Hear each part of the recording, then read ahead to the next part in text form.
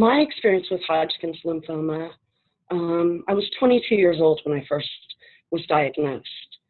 I was in college and I considered myself very active and healthy, and suddenly I had a lump on my groin area that just didn't seem to go away. So when I went to the doctors and they did the biopsy, they came back and told me that it was Hodgkin's lymphoma. At that time, it was still stage 1A. So I didn't have very many symptoms, but while waiting for treatment, which took a while because of the staging and insurance, it ended up getting to 3B. And in that time, I was getting frequent night sweats. I had dropped about 10 pounds without wanting to, unintentionally, and was feeling more and more fatigued by the time I got into treatment.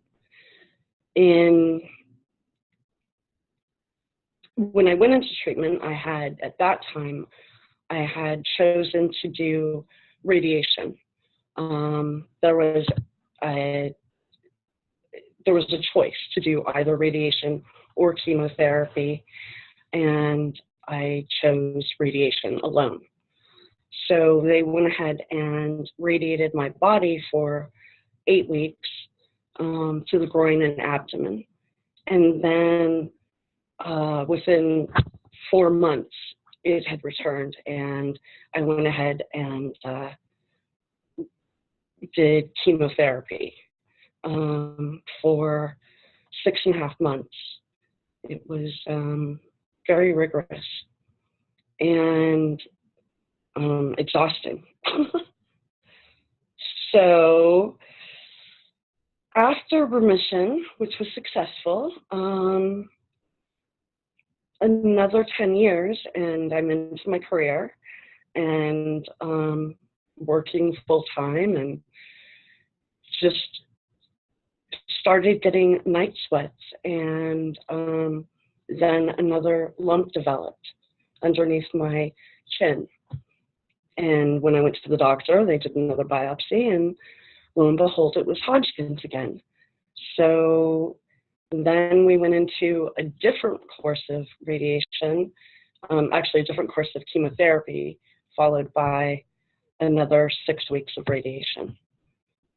So I had a different regimen of drugs for, I think that was 6 months, followed by radiation.